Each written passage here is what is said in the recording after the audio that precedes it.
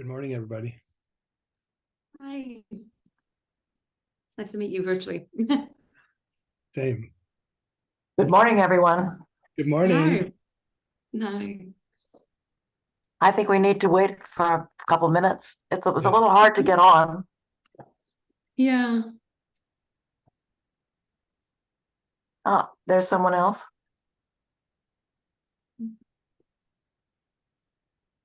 Can everyone hear me? Yes. Yeah. Okay. Mhm. Yeah.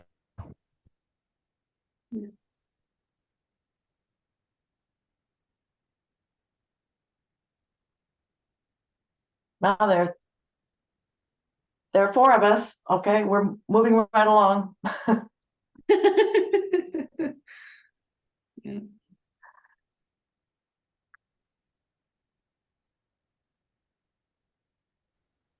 Professor Barnes, thank you for getting up so early.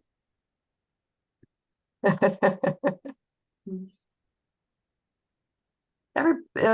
bunch of people who had to get up early. Yeah, me too.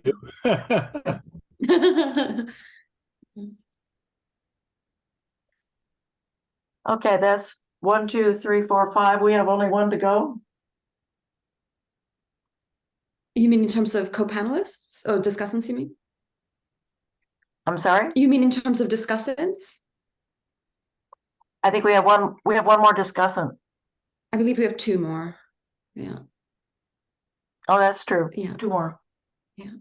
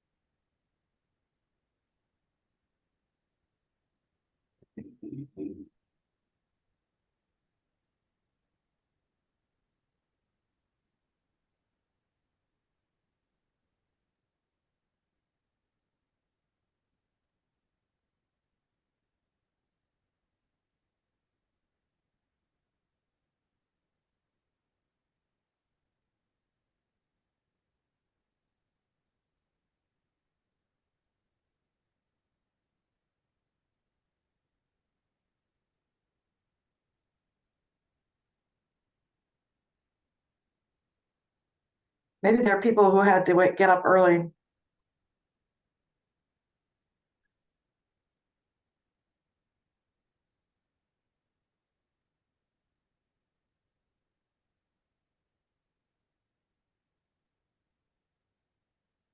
Well, I think that we will just begin and hope that they can join us.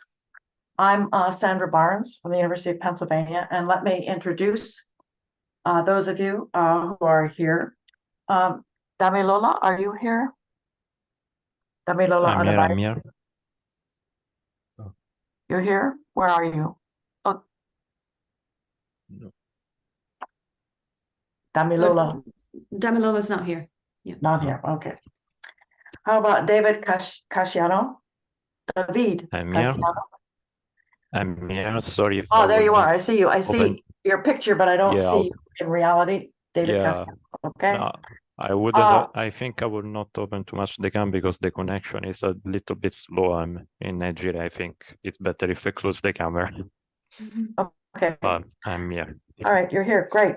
Merve Fejola, you're there. Yeah. I see you. Yeah. And Mofilola Omowole. She was here. They have a hard time sometimes. And Daniel Jordan Smith, our author, is here. I see.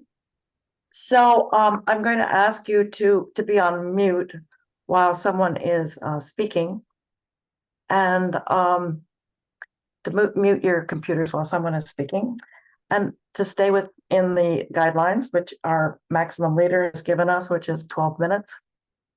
And I will try to watch for time. And I would like to begin then with Damilola Adebayo. No Damilola yet.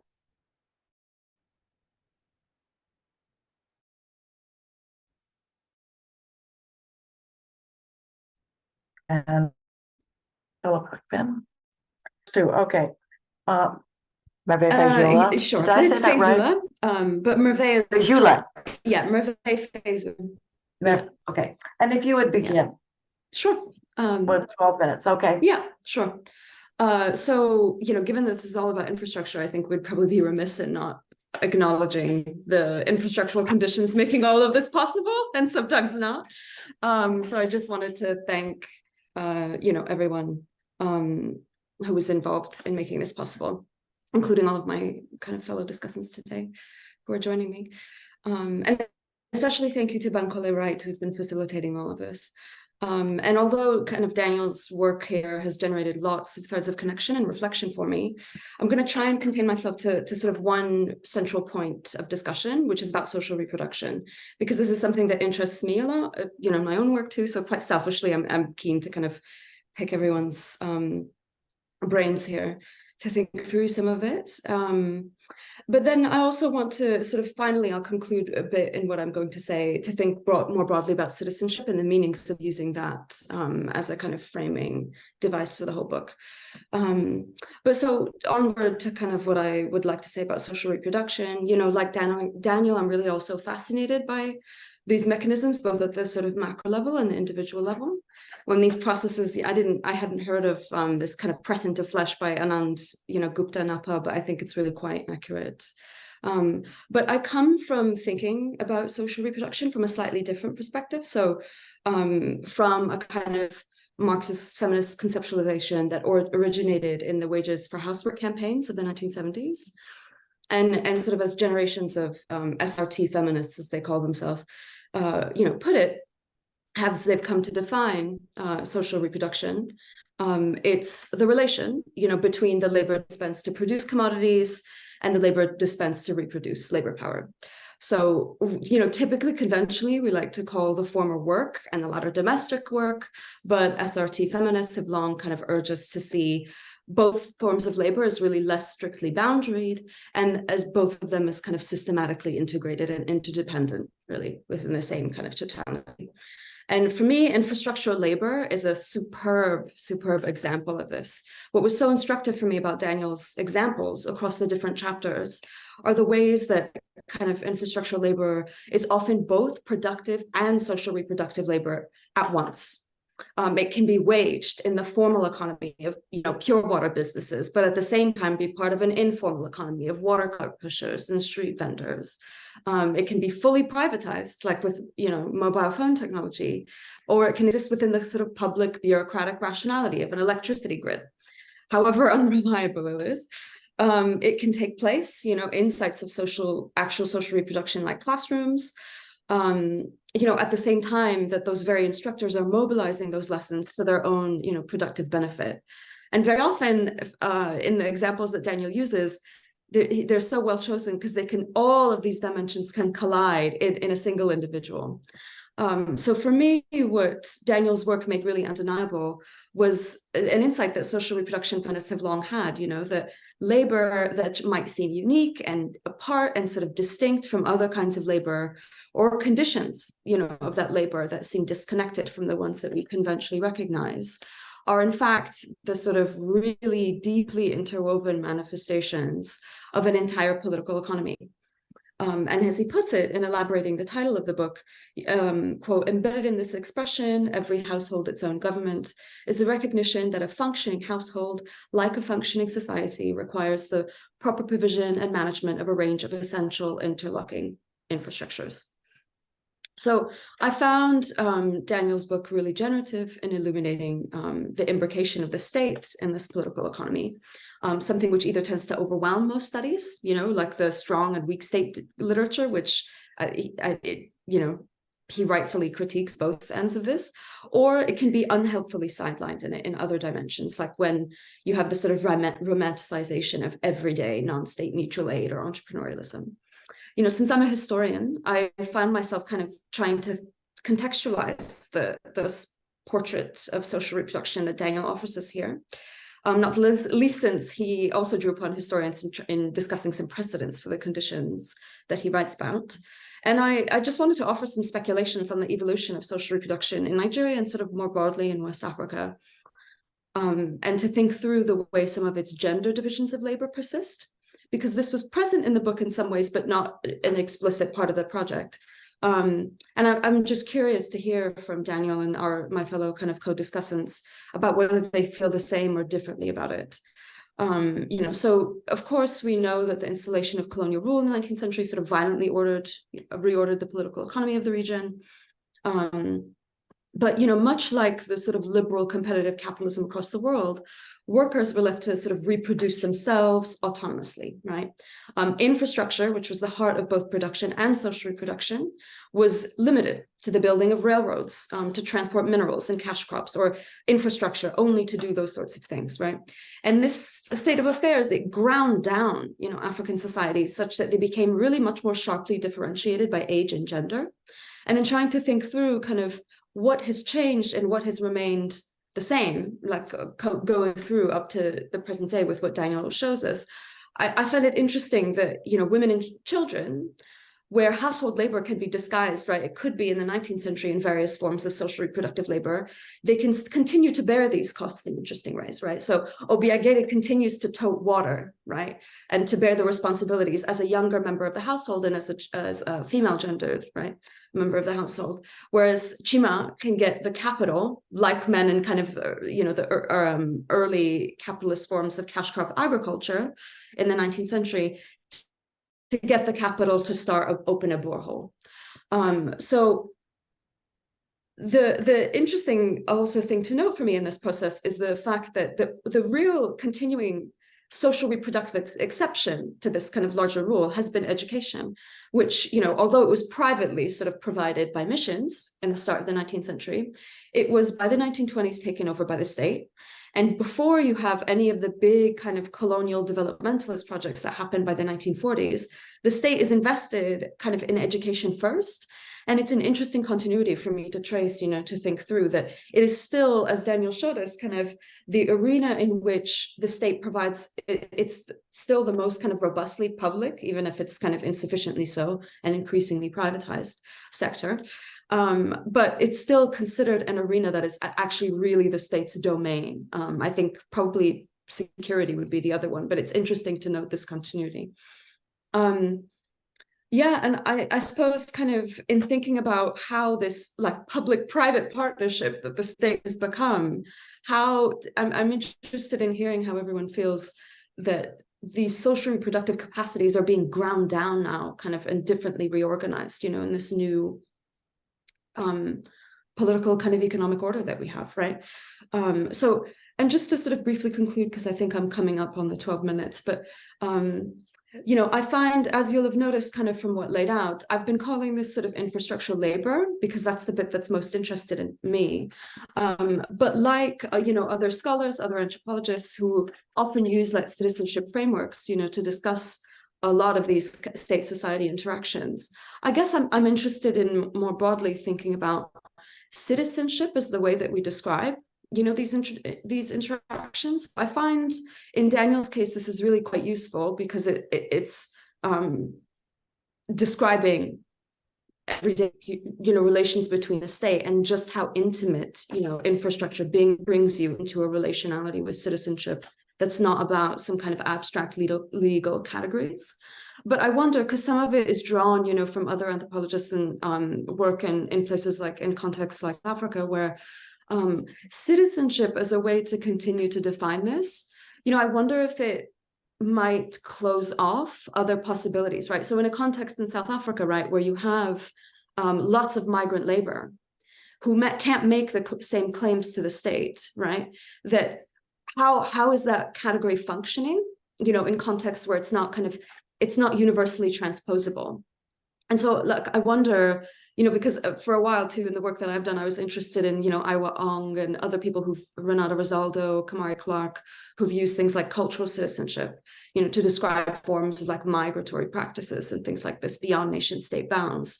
But I've begun to wonder, like, what the limitations about citizenship as a kind of framing for this. Again, like I find Daniel's use of this actually the most appropriate, but in general, it's just like it's a pattern that I've begun noticing kind of more broadly speaking, and it's true of historians as well who are interested, for instance, in antecedents of imperial citizenship in West Africa, like Fred Cooper and others. So it's just a question that I kind of put to other people of what the framings that we're using, and both the kind of opportunities that they afford and what they might close off as well.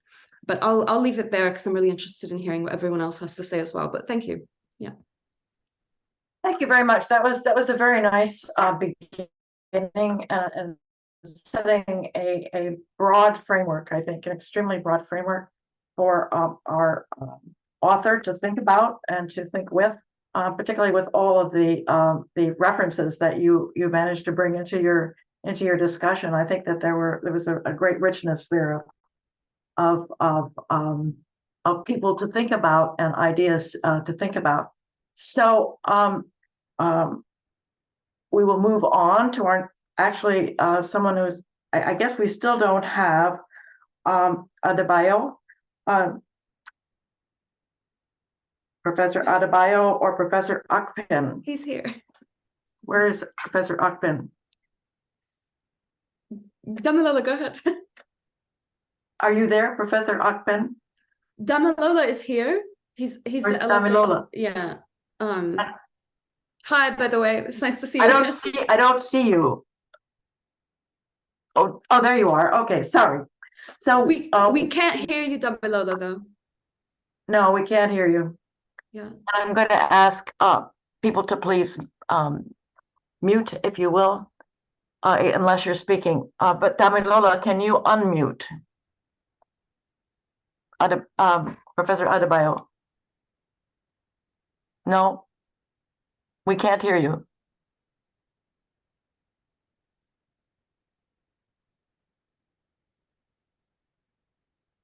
Not working. Okay. We'll let you work on your audio. And while we're doing that, we can move on to another one of our wonderful discussants. And someone that I skipped over, but who has had some experience, I think, in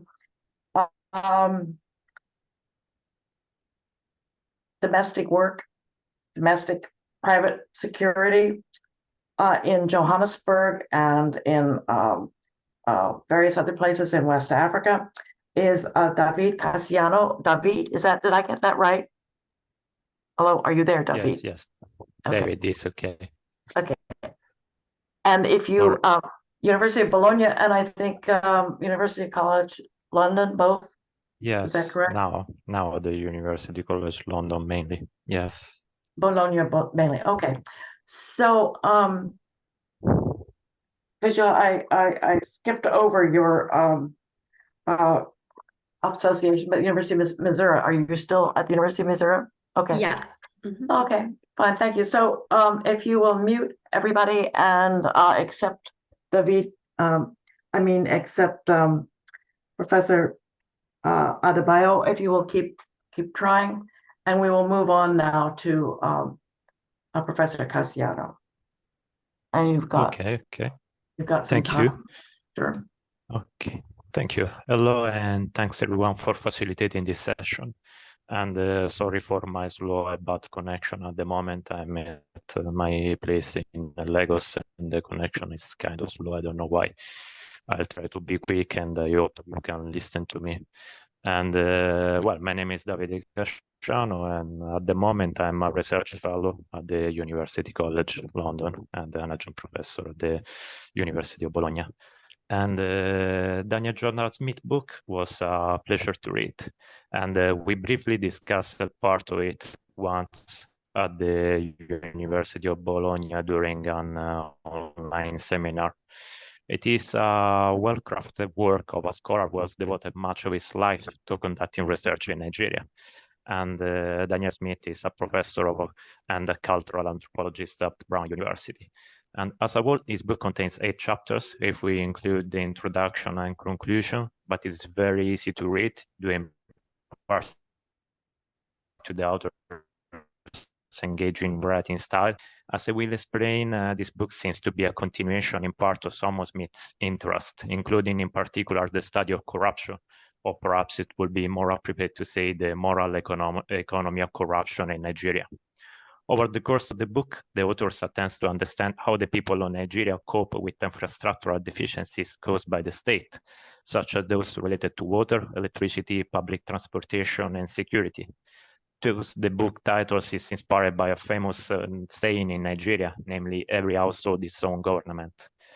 I think that many who have done research in Nigeria understand how it is possible to distinguish rich and poor areas due to their inhabitants' capacity to circumnavigate infrastructural problems by creating family compounds or even entire islands that are essentially self-sufficient. However, these agencies belong to all social classes, as Smith is aware.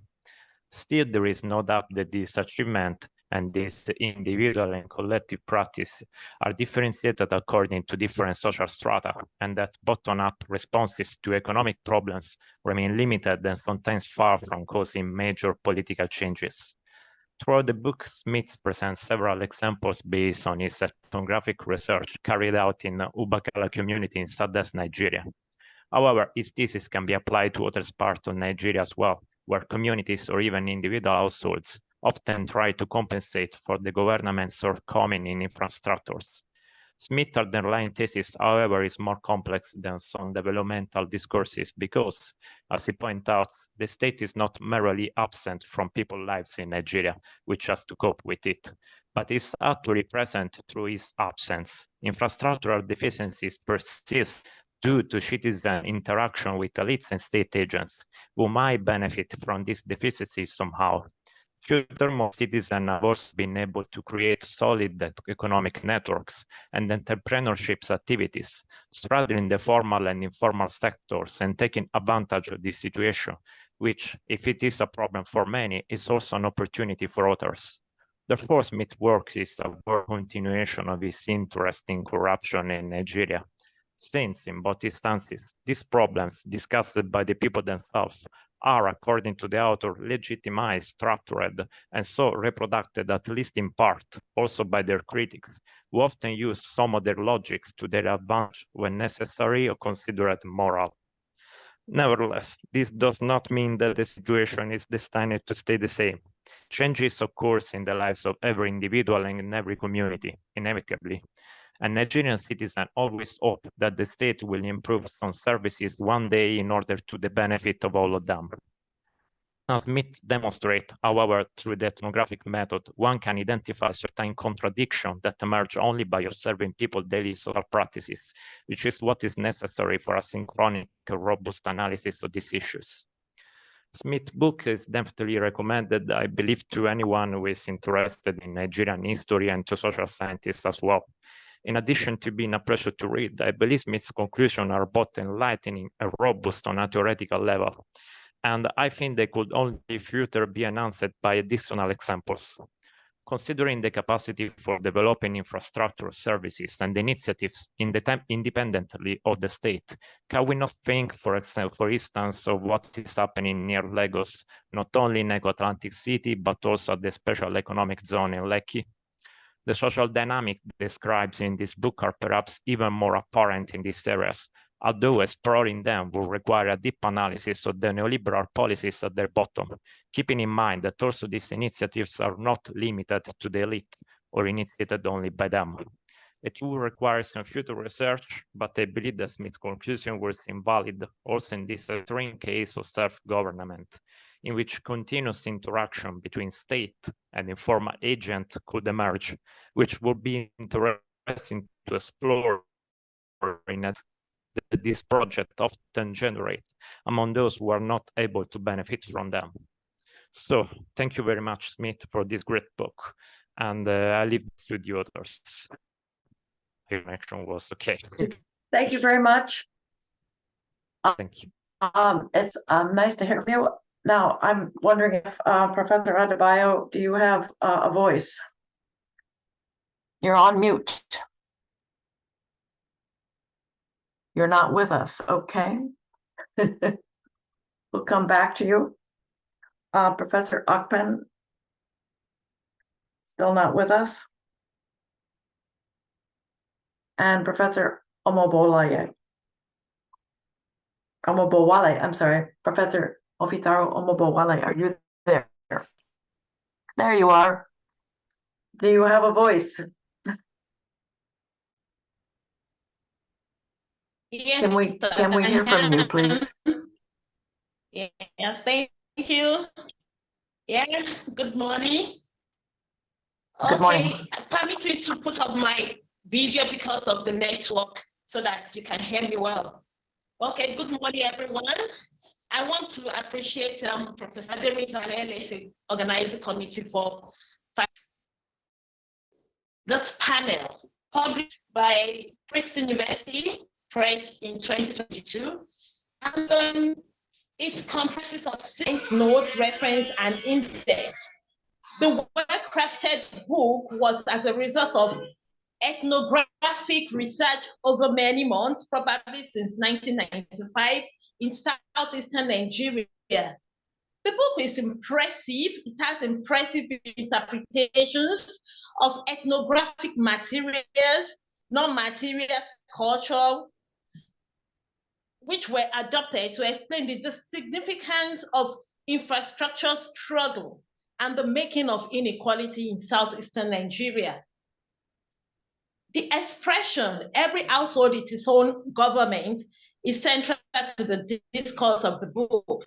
The author, Professor Smith, explained the statement in the light of Nigerian infrastructural challenges and problems, and the citizens' efforts and mindset of alternative images village tells. The discourse of his reality in reality and in aspiration were deeply interrogated.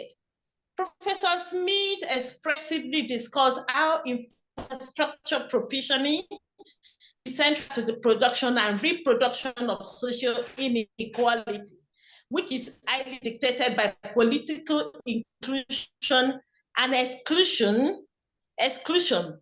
At the long run, exclusion and inclusion game in the political space shape experiences and habits of citizens.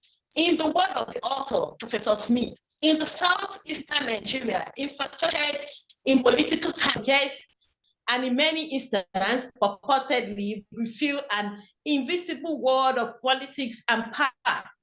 The author studied and analyzed the everyday taken for granted realities of southeastern Nigerian citizens. Was credible. The book is so interesting, and it is absolutely wonderful, ethnographic, and it's something that you identify with even as you read. In summary, Professor Smith Southeastern Nigeria, the struggle to access basic infrastructure needs, like water, electricity, public transport, education, security from crime and violence. According to the author, essential infrastructures and facilities like housing, healthcare, and waste removals were not covered in the book. And this was a fantastic, account of what it means for infrastructure and how the infrastructure challenge and deficit could have ripple effects over so many things: economic, the formal, the informal economic space, the means of livelihood, and living itself. Well, this is my interpretation of the book because I don't want to take too much time. I will say that I read this book with enthusiasm, partly because it is about my beloved period, and I work in Nigeria, but also it's written by an anthropologist I have admired since my days in the Anthropological School. However, reading through this book, I have some salient issues running through my mind. And while reading, I kept asking myself, is this book in its approach, like describing enhanced through magnifying prism? Are there no infrastructural developmental challenges, especially those that manifest in different patterns. What the problem is if in one society, citizens pay heavy bills for water, electricity, and the rest, just with facade, all is ready. And in other societies, citizens make effort to provide unavailable infrastructure for personal and sometimes convenient benefits. I agree that inequality is universal, it's various. Telling the magnified story of the challenge in this fight, for me, is like the same ethnocentric narrative of 30 years. One-sided story of unilingual development in the ocean, and the haunted tales, which continue to glorify the hunters, except until the hunted animals are able to write their own story. My point is simple. I believe that our everyday events, experiences, and challenges. Why here in Nigeria, every household is its own government, with limited incidents of citizens becoming homeless, rock sleepers within a tinkle of an eye, or with almost non-existing high school shooting. Why in similarly developed nations, which are according in the approach of the book seems to be ideal, every household works essential. They are still their own government. They only have to pay heavily for the services. Please secure middle class family on the street, homeless, even within 48 hours with no social or communal rescue. This is not to say that I do not the existence of challenges around infrastructure provisioning in Nigeria. I also feel the magnified, similar ethnocentric narrative of as non-contextual and unbalanced of Nigerian contemporary realities, especially as the data of this book was mainly collected from southeastern Nigeria, which methodologically cannot be generalized for the nation, not to talk of African continent. It will have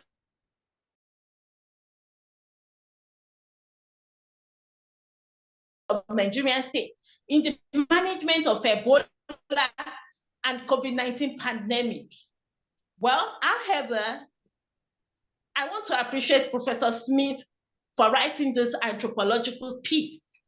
It is interesting. I read it and it taught me another way to do ethnography. And I will recommend the book for everyone to read. Thank you. Thank you very much. Well, I think we can, do you have a voice now, Professor? Can you hear me? Yes. How wonderful. Oh, Professor Adebayo from York University. Go ahead, and you've got 12 minutes. I apologize. Yeah, I had internet connection issues and I was looking for places to connect. I was eventually directed to the room where I could access the internet. So I'll keep my comments brief and straight to the point. But I'd like to start on a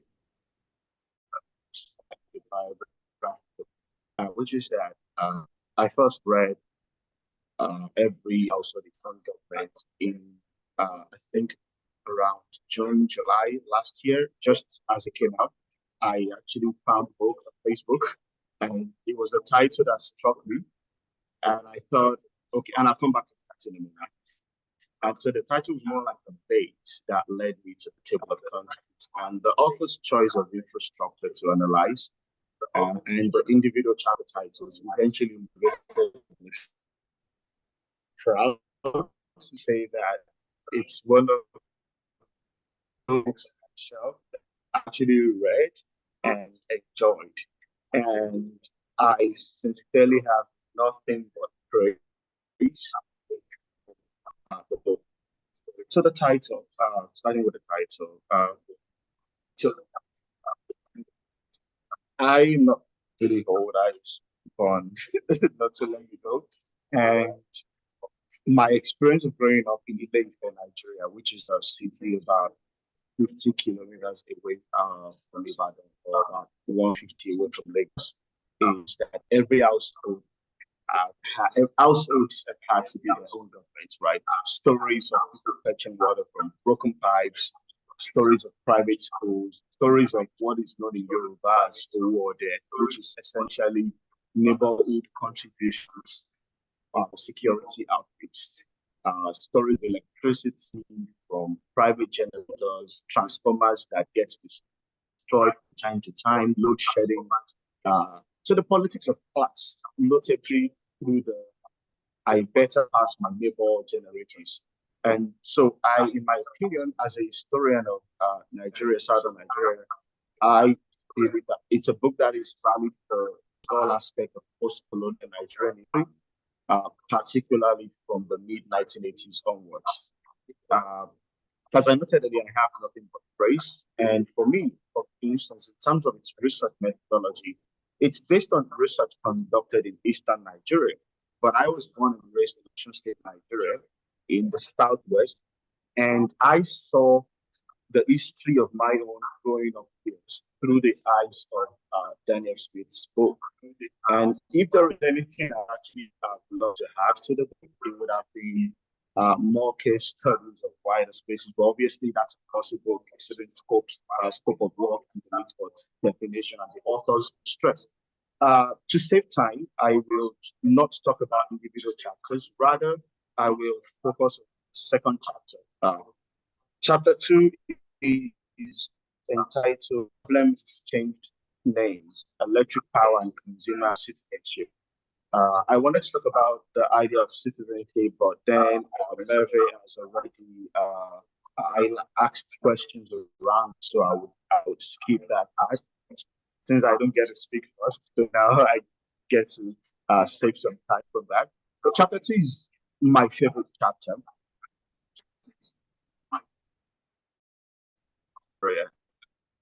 The issue of electricity in Nigeria was the subject of my own doctoral dissertation and my ongoing manuscripts. And I study urban centers mainly of electricity consumption across Western and Eastern Nigeria.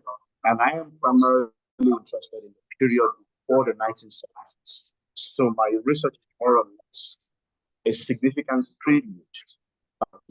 So I read that chapter, second chapter, as well as other chapters of the book, which I really enjoyed, through not as a historian, but as a general reader. And I say this because my disciplinary bias as a concern of Nigeria would have made me feel like maybe you could have done more to the historical section of the book. But as a general reader, I enjoyed the narrative of Daniel's experience as an anthropologist who also enjoys an insider status, not only as a speaker of the Igbo language, but also as an in-law of Ubakala. And besides, the Nigeria that Professor Smith experienced is vastly different from what is obtainable today. And in fact, I wonder whether it is still possible for him, and I can't hear what he thinks, whether it's still possible for him to drive around Eastern Nigeria all by himself today, considering the challenges of security and some of these other issues.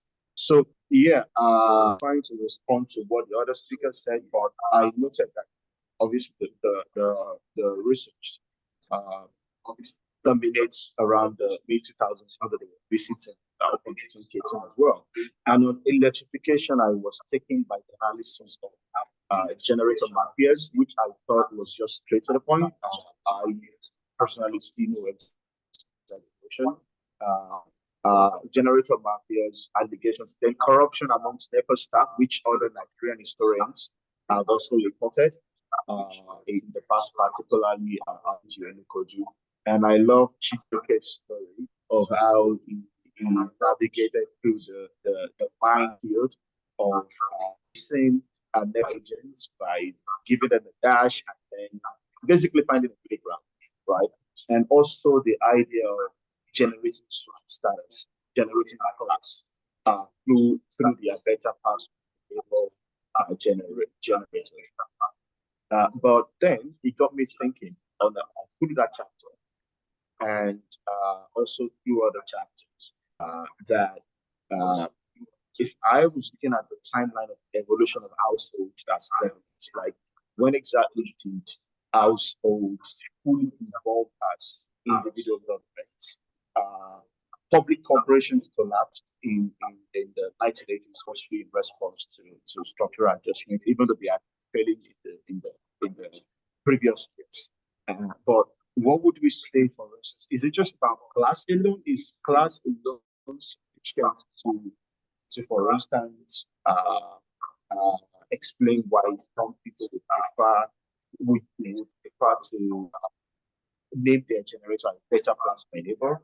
And I'm asking this question genuinely and sincerely because the name itself promotes social class, a better class by neighbor. But I'm also thinking, what if there are other dimensions at play that it's at the core of existence and their livelihood? And then I'm also keen to know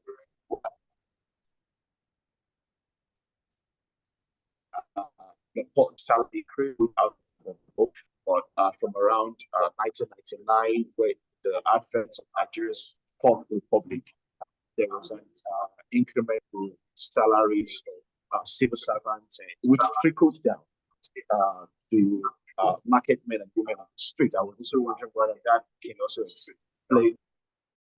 Excuse me, excuse me. Can I just ask you, Professor, excuse me, can you perhaps, we need to improve your audio a little bit. Can you turn off your video and see if that improves your audio? You're coming through a little bit, Is it better now? I think it's better, yes. Sorry, go ahead. I'm sorry to have interrupted you in mid-thought. No problem at all. It's better to be interrupted than not to be heard. So, when was the last thing that you heard? What was the last thing? I didn't hear what when you started on the salary increments. I didn't follow that. It was tough before that, but I think I got most of it. But when you made Thank you. So the question is thank you very much. In 1999, with the advent of the Fourth Republic, with the election of Obasanjo, President Olusegun Obasanjo, he increased the salary of civil servants across board, and this sort of enabled people to acquire more elements of material culture, things, aspirations that normally to improve their livelihood, things that they wouldn't be able to acquire in the previous decades and the previous years. So I was wondering whether I was offering that example as a response to the idea of class and generating social standards. And I was thinking just a question of people wanting to show off that they are better than their neighbors, or is it just a case that the government, in this case, present for a short while, increasing salaries indirectly from the back, rather than providing by increasing salaries, enable civil servants in particular, and then other people on the streets, the market women, to be able to afford to buy certain electrical appliances and to send their kids to private schools, for instance.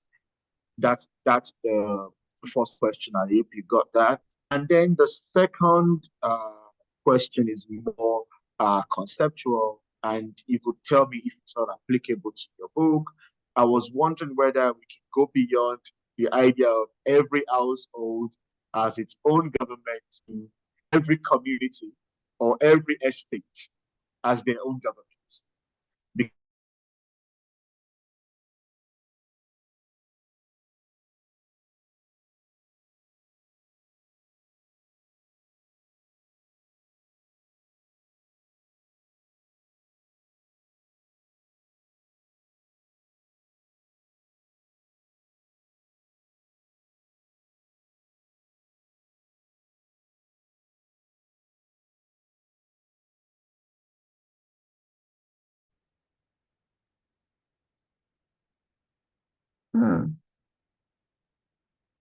It looks like the Secretariat is trying to deal with something. I can see them there too.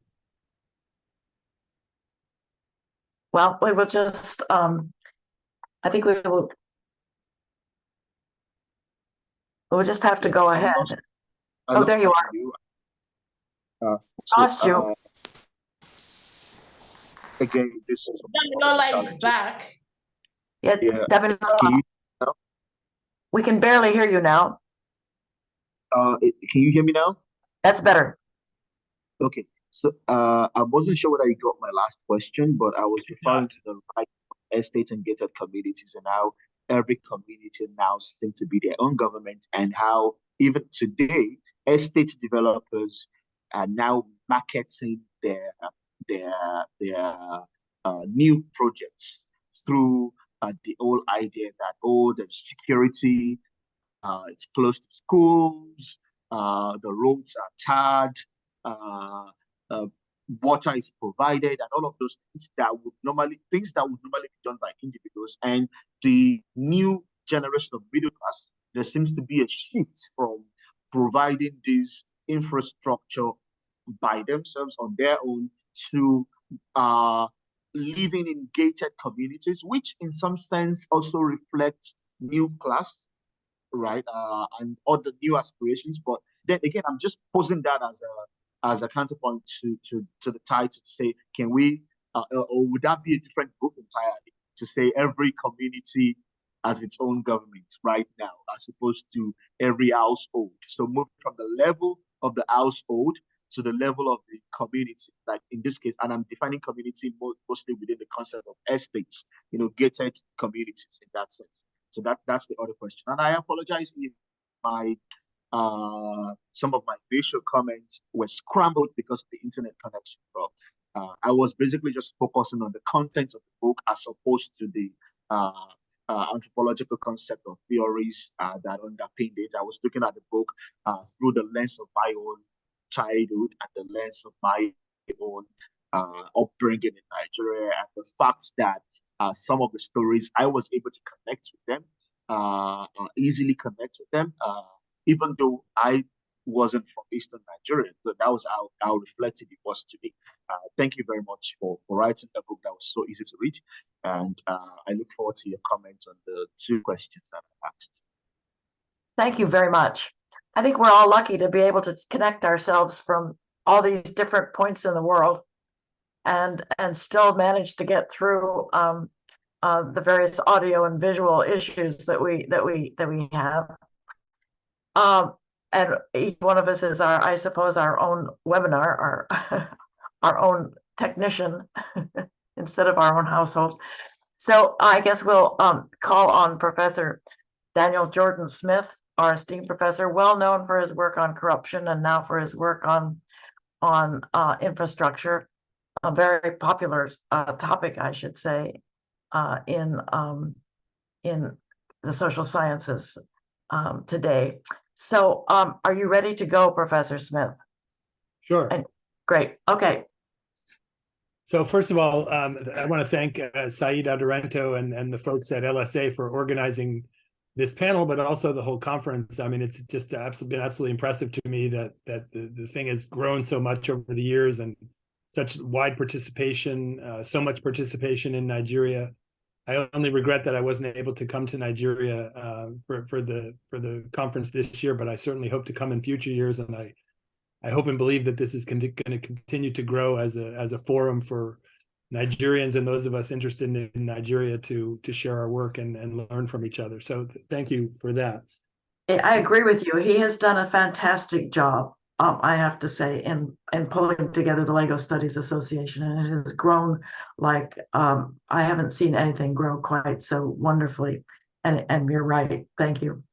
Yeah, and the emphasis on training and exposing, integrating the next generation of Nigerian scholars. I mean, I think the whole pitch is and emphasis is perfect. So I really want it. Agreed. So, and to thank you, those of you who participated as panelists in this book workshop.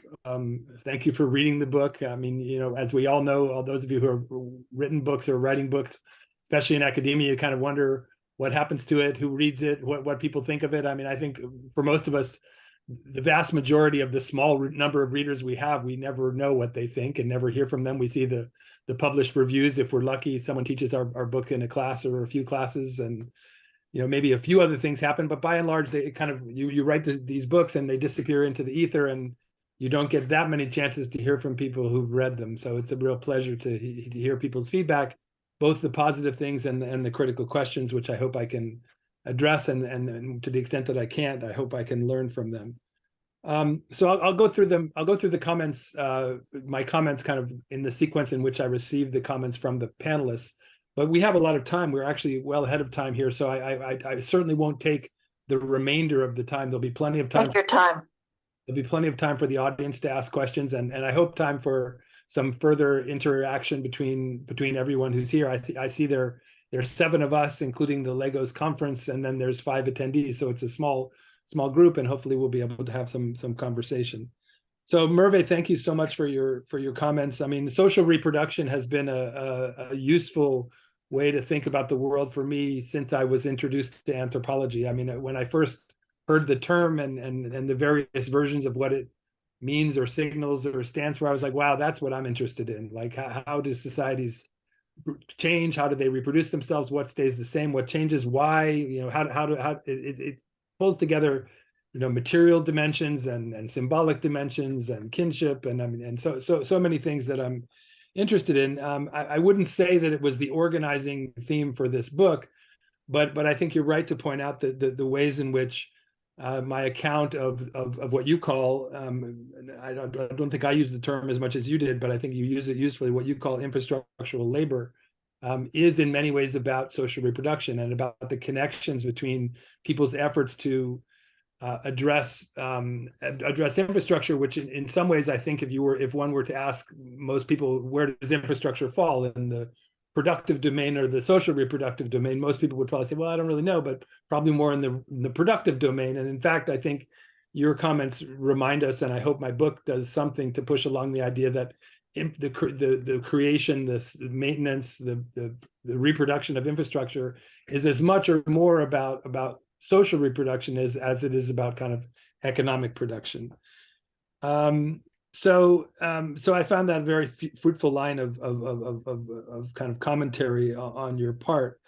With regard to with the citizenship question, I mean, partly I adopted citizenship as a framework because for several reasons. One, I think it's, as you pointed out, it's one that's commonly used in the literature. So I wanted to connect to, but also intervene on the literature about infrastructure in Africa and in the global South more generally. But I also focused on infrastructure because. Focused on citizenship because I think for Nigerians, the question about what citizenship is and what constitutes citizenship is an important one. People struggle, I think, for what is it? I mean, when I first started working in Nigeria in the Southeast, the question of like, is there really one Nigeria? I mean, in the Southeast, are probably maybe more inclined to ask that than in other parts of the country because of Biafra and the history and so on, and Igbo's sense that they're really not part of Nigeria. But I think Nigerians across the spectrum ask that question as well. I mean, the question, is there one Nigeria? It's not just a question of citizenship, but citizenship is one. The relationship between citizens and the state is one way in which that question kind of manifests itself. And my view over 30 plus years of working in Nigeria is that even as Nigerians were questioning the viability of the Nigerian state and whether there was one Nigeria and whether they are accorded the rights and privileges and so on of being a citizen of Nigeria, even as people were very much questioning and discontented about what citizenship entailed in Nigeria, history moved forward and Nigerians became more Nigerian and Igbos living in the Southeast, even now with IPOB and MOSOB and the sort of discourses about secession and so on. I think Igbos are increasingly Nigerians, right? And I personally, if you were to ask me to predict, is Biafra going to happen? Is the Southeast going to secede? I would make a very strong case that no, they won't, they can't. It serves a symbolic purpose, a symbolic political purpose, but in fact, across Nigeria, people are more Nigerian than ever, and yet the question of what it means to be a citizen, and what the relation is between the state and citizens remains a powerfully important one to people. And I think one of the things I struggle with the most in the book, I mean, for those of you who are in the audience and didn't read the book, I mean, the panelists have pointed out very, very clearly that part of what I'm up to in the book is using infrastructure as a way, using people's battles to kind of address the problems of everyday infrastructure as a window onto the nature of state-society relations in Nigeria. And my view very much is that people's apparently private, apparently entrepreneurial, apparently informal economic, whatever terms you want to use, efforts to address infrastructural shortcomings that one might think are happening because the state is absent or failing, actually are an arena in which state-society relations are not only an arena, but a very important arena in which state-society relations are established and reproduced.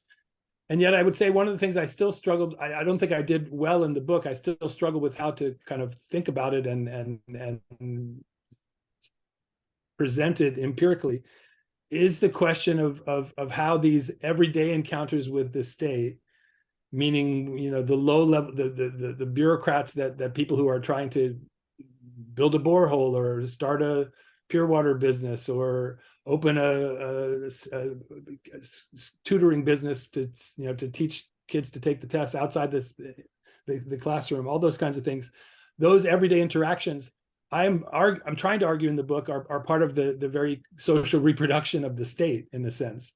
But what I argue, but I think I don't necessarily show very clearly because it was hard to do, is that those everyday interactions are part of what and are purposely managed by the elites who control the state at the higher levels. I mean, it's not only the social reproduction of the state, but it's the social reproduction of class. But of course, making the leap to the guys who are at the top is something I've struggled with all along. I mean, my book about corruption is also about kind of everyday corruption, and the implicit argument is that everyday corruption is connected to and helps kind of protect in some ways, even as it's a very different kind of thing in many ways, the high level corruption. So how the highest levels of the state position itself vis-a-vis all this is something that as an ethnographer working on the ground, I don't have access to, but I use things like rumors and conspiracy theories and what Nigerians themselves seem to know about how things work at the higher levels to get some kind of take on that. Just one more comment about Merve's questions and commentary, and then I'll move on. You talked about your roots as Marxist feminist and reminded me of the way in which women and children's labor has been kind of historically important in the social reproduction of households, and I think certainly still the case. But it made me think that in an analogous way, what's going on with the way ordinary folks in Nigeria, everyday folks in Nigeria, have to have households be their own local governments, have to produce and reproduce infrastructure themselves. In an analogous way, that where women and children provided the social reproductive labor for the household then and now, ordinary people are providing the social reproductive labor for the state in a similar way that's kind of hidden, disguised. I mean, the state is able to maintain its power, its legitimacy, and it's offloading, if you will, so much of the work, the labor, the infrastructural labor that people still expect or hope in many situations people believe should come from the state. So thank you for those comments. David, we've had conversations before when you so generously invited me to do the presentation at the Bologna conference, which we did in the midst of COVID and all on Zoom. You know, I mean, your comments made me think about a sort of central motivating factor in writing this book, and something that I've been kind of profoundly struck by all these years in Nigeria, which is Nigerians' hopes about the future, but specifically their hopes for the state. I mean, it continues to be kind of remarkable to me. At first surprising, but I've seen it so long, for so many years, that it's not surprising anymore, but still remarkable to me how profoundly invested and hopeful Nigerians remain about the state, right? And it's interesting. It's in contrast to the long-standing skepticism about, or at least in the Southeast, about Nigeria. And I mean, obviously, one of the things one comes to grips with as a human being, but as an anthropologist anywhere, is the capacity of humans to live contradictory lives and embrace contradictions. And I've always found, Nigerians' criticisms of their state and of Nigeria to be simultaneously embraced and expressed with great hope and great loyalty and admiration to their country and so on. So specifically the optimism, or maybe optimism isn't the right word, the hope for the state and people's continued belief that eventually the state should and will and must be able to redress this situation where every household is its own local government. Something just very striking to me. Your comments, David, also alluded to the sort of historical influence of structural adjustment and neoliberalism and so on, and the ways in which the hollowing out of the state that occurred in Nigeria and in so many places in the wake of neoliberalism and structural adjustment. And I don't deal with that probably as much as I could or should in the book, the historical dimensions, the period leading up to the time when I do field work, and I report on what I observed in these different infrastructural domains. But it did make me think that I feel pretty strongly that the structural adjustment, the neoliberal story, while providing the kind of backdrop and much of the kind of global political economic context for what's happened in Nigeria, is not the only thing that explains this, right? So in other words, I think there's a very powerful intra-Nigerian dynamic going on, and that what Nigerian elites who control the state, but also as it filters down to kind of lower levels, what people are up to is framed and in the context of the problems created by structural adjustment and the dominance of a neoliberal global capitalist economy and so on. But in their everyday kind of strategizing and efforts and practices, Nigerians aren't sitting there. I mean, it doesn't mean it's not part of the context, but I think it's important to remember that when Nigerians are behaving vis-a-vis the state and the infrastructure, they're not thinking about neoliberalism, they're not thinking about structural adjustment, which is not to say that those things, just because people aren't thinking about them, doesn't mean they're not important, but it does mean it is important to be aware of and understand and explain what they are thinking about and what they think they're up to. And I think, simply leaving it to, neoliberalism is the problem, which I'm not saying you said, David. It was just your comments made me think about that question of neoliberalism. And then Dr. Omobowale, thank you so much for your comments. I mean, I'll say a couple things in response. I mean, I found very provocative, but very, very important, your question, why pick on Nigeria? Why magnify these problems in Nigeria? What about what goes on in the United States or in the global North or in other parts of the world? I mean, I think this is a profoundly important question. My excuse or my way out of it is that, I can only write what I know about. I'm an anthropologist of Nigeria. Someone else needs to do the story of class and inequality and infrastructure in the United States. But you're absolutely right about several things. One, and wrong, I think, about maybe one thing as well.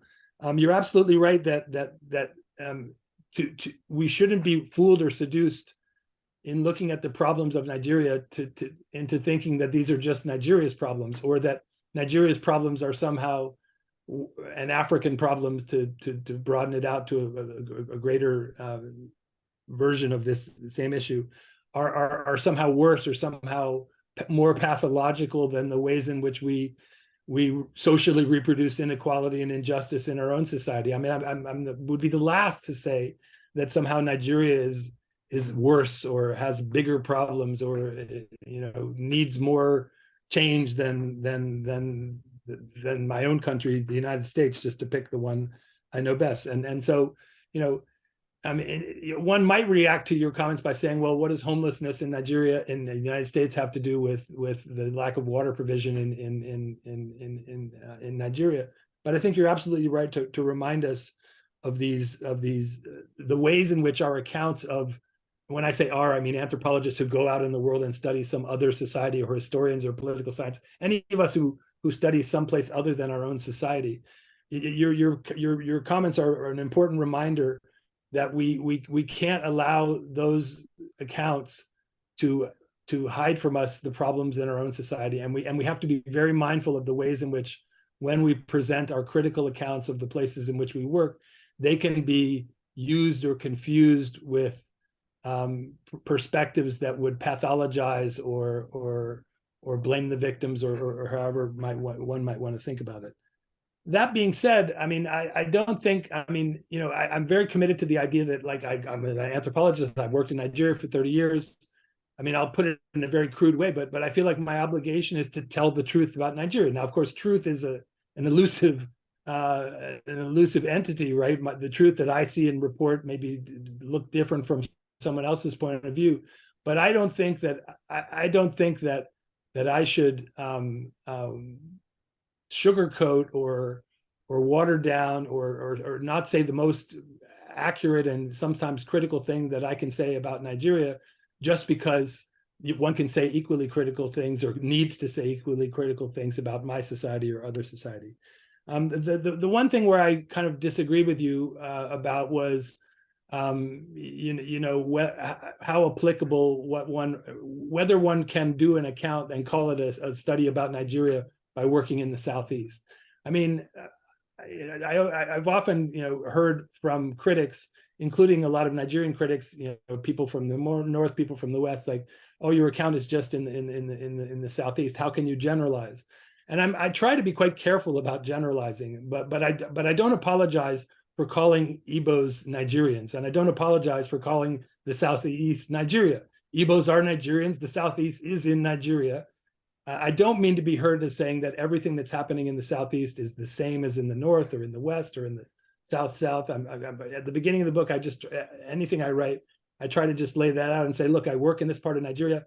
I realize that not everything that I am saying will apply everywhere, but I do believe, and Professor Adebayo's comments maybe supported this to some extent, I do believe that much of what I see in the account right about in Nigeria applies, right about in the Southeast applies to other parts of Nigeria. And it's up to readers and students and critics to decide what they think applies and what doesn't. I'm not trying to write about all of Nigeria.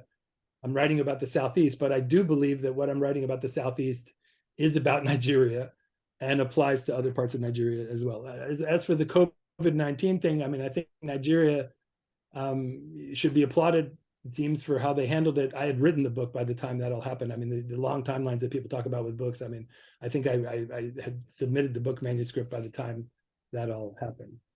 Professor Adebayo, thank you so much for your comments. It was hard to hear you because of the audio, but I think I followed just about everything you said. And you like Merve remind me that history is always a weak part of my scholarship. I mean, I guess I find myself so immersed in the contemporary ethnographic, the everyday, and that's what I know best, and that's what I enjoy, and that's what I like to write. And so, I don't think I have any of the books I've written about Nigeria. I don't think any of them could be accused of being strong on history. And all of them could be accused of being weak on history. And I can only apologize for that, but also say, hey, there's a division of labor. There are plenty of historians to write the history. And if I get the ethnography reasonably okay, that's as good as I can do, I guess is what I would say.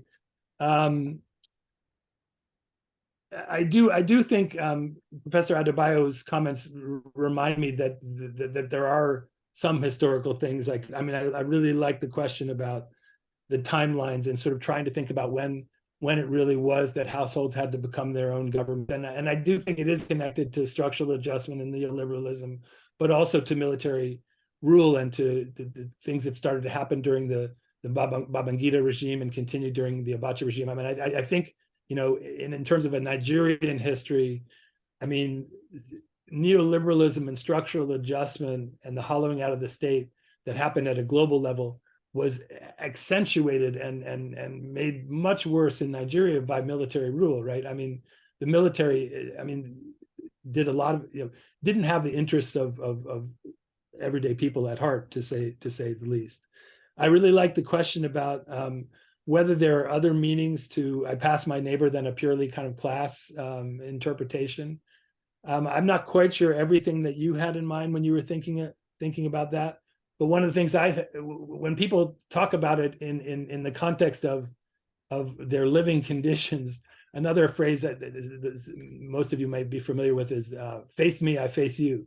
That's an expression that people use when they're living with neighbors in tight quarters, you know, renting apartments near each other, or sharing boreholes or parking spaces, and it's about the jealousy and the animosity and the struggles to get along with your neighbors. "Face me, I face you" is kind of like, okay, if you're gonna make my life difficult, I can make your life difficult too. And yet the reality, of course, is that "I pass my neighbor" and "face me, I face you" are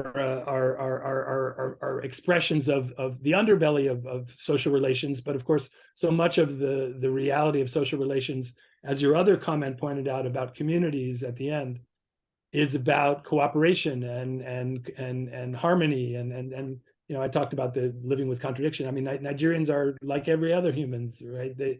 There's "face me, I face you," and "I pass my neighbor." And then, you know, there's you know, the person with the generator allowing their neighbor to tap in so that they can watch the World Cup football match together, or sharing gari when someone doesn't have gari. I mean, the same dynamics apply. And I think the point about communities is well taken. You talked about gated communities, but it seems to me maybe one thing that was, I didn't study any gated communities, that there aren't any gated communities where I work in southeastern Nigeria, or there weren't, at least at the time I was doing this work.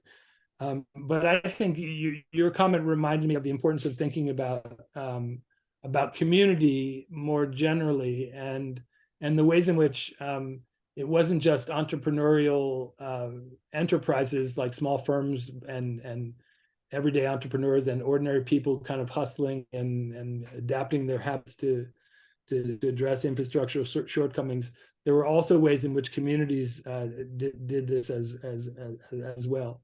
And then finally, this is what I'll close with, and then open it up for questions and comments. I mean, I think Dr. Adebayo, your comments also pointed out the reality that people's expectations are rising too. Like I mean, cell phones. No one talked about cell phones. There's a chapter in the book about cell phones. It's not just that, you know, that people have higher wages and they can buy small generators. Everyone has a cell phone.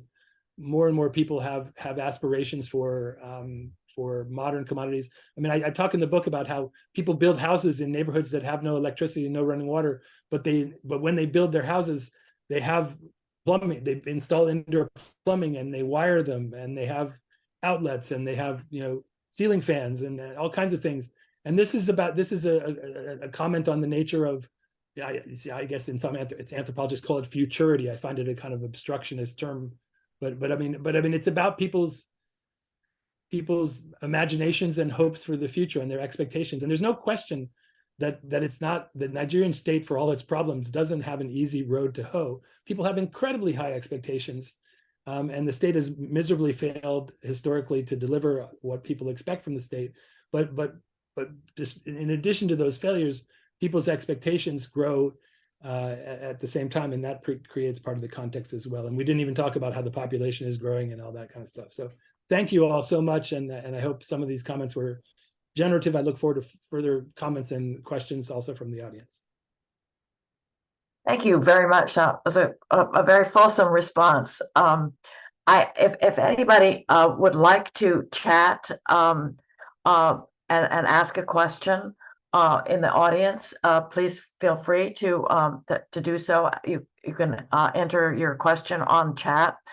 And let me ask if any of the panelists would like to further ask a question or have a discussion with Professor Smith.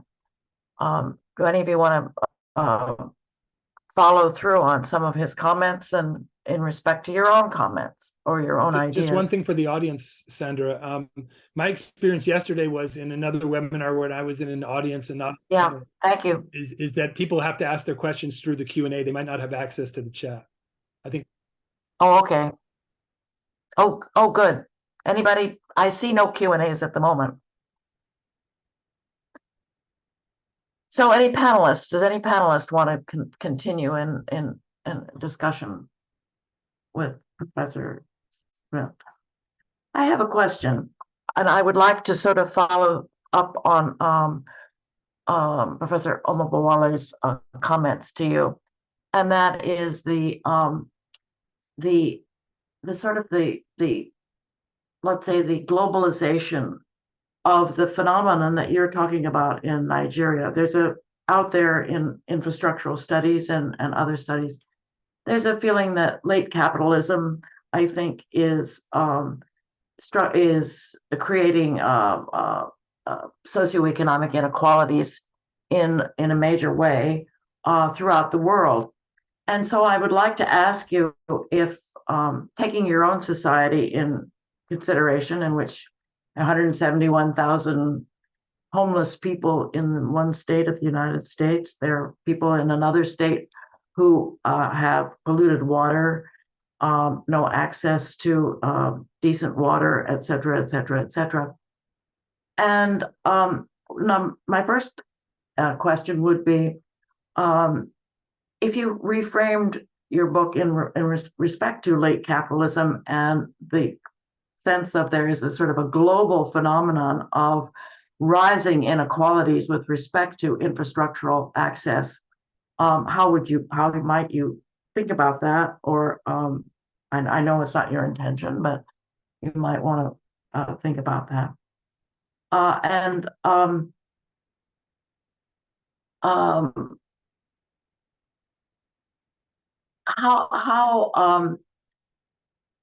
How do you feel that your study, let's say with respect to your own society, how do people respond to these inequalities in a way that might be a different way? I thought of a different way, but might there be a different way in Nigeria in the Southeast that people are responding to these structural inequities and in access possibilities in a different way than you might think about in your own society or in another society that you might want to consider? And in other words, a comparative. So I'll say two things in response, maybe neither of which is totally adequate, but one of them is about the longstanding striking difference I've observed in the way Nigerian citizens have the capacity to kind of see and understand and criticize and really be clear about the politics of inequality in their society compared to the United States. Like I've always felt, I was struck from the beginning when I first started working in Nigeria, how much more astute Nigerians are about what's really going on in their society than Americans are about what's really going on in our society. Like I would say that I've come across countless Nigerians, many of whom I've quoted in all my work, who are profoundly accurate, in my view, observers, critics of the dynamics of political economy and the way in which culture interlays with politics to produce and reproduce inequality in their society in a way that is in profound contradiction to American society, where I would argue that so many citizens are not aware and don't understand the dynamics of inequality in our society. And maybe you could argue that means the American cultural narrative is more powerful and works better for the elites and the state than the Nigerian one does. But I think of it in the opposite way. I think of Nigerians as a kind of astute observers of their society, and Americans, not all Americans obviously, but the American public in general, as much more fooled, if you will, by the narratives of our society. That's one answer to your question. The answer though is about how things I think are the same. Meaning, what I mean by that is that I guess I firmly believe that many of the things that infrastructure provides, water, healthcare, education, transportation, security, most of the things that I would name, I think of them as public goods, and I think the history, but also the contemporary global landscape suggests that we leave the provision of public goods to the private sector. We allow the state to outsource it, or to say that it's not responsible for it, to privatize it at our peril. I don't think, the cell phones thing is it's not always the case that the private sector and capitalism don't do a good job with infrastructure, but by and large, I don't think they do, and they certainly don't do a good job of delivering it in a way that is mindful of inequality or equality and social justice, right? So I think I think rather than seeing the cases as so different, they're obviously different in many ways. I think at some level there's an underlying theme, an underlying commonality, which is that the Nigerians' hopes for their government are, well, they sometimes appear to be bumping up against continued failures, and for those hopes to be achieved. I think they're hoping in the right direction, and in our country, the problems with infrastructure are at least partly the problems of the state also offloading its responsibilities, and the idea that public goods are not public goods, they're somehow private or don't need to be handled by the state. I feel very strongly about that. Thank you very much. Anybody want to continue this discussion? Do you have any further comments that you would like to make? I would like to make one comment, and that is when I asked you are things a little different in the southwest of Nigeria than let's say in your own society or in other societies? My answer would have been, I thought that you had nailed it in your book, and that was the incredible inventiveness and the incredible take things in hand ability of the people that you are working with, as opposed to the people in your own society. I think that this the ability to simply be inventive, do things for yourself, I felt was much more, and to make up for the insufficiencies of the state, were much more there. And I thought you handled that extremely well in your book. Thank you. Igbos are proud of being entrepreneurs, and it's certainly a part of the. I think Nigerians in general are incredibly entrepreneurial. I think that's everywhere, in Nigeria. But some of it is, what's the adage? Necessity is the mother of invention. There's a bit of that too. So there's a comment in the chat. Oh, there's a comment in chat. Excellent. I don't. From Deb. Well, the only chats that I have are somebody is apologizing for their audio. David says, in regards to the SAP, I agree with you. I just think that with other examples, such as what is happening in the SEZs, it is a background one cannot avoid discussing, but clearly keeping in mind what is happening in Nigeria is peculiar or particular, and these features are a result of broader reasons resulting from specific Nigerian history and context. Thanks. So he was just responding to what I said about structural adjustment. I didn't see that. Your chat's different from my chat. Anybody else want to weigh in? If not, we'll end about couple minutes early, which is always a good thing to do, and let people get to their next panel. Thank you ever so much, each and every one of you. I thought your comments were astute, right on, and very opened up a lot of interesting issues. And thank you very much for your wonderful book, Professor Smith, and to everybody. Enjoy the rest of the conference. Thank you all both so much. I really appreciate the time and the generosity. Thank you. Yeah, thank you too. No, Thank you very much, everyone. So go well. Bye. Goodbye. Bye-bye. Bye. Bye-bye. Thank you. Bye-bye. Thank you too.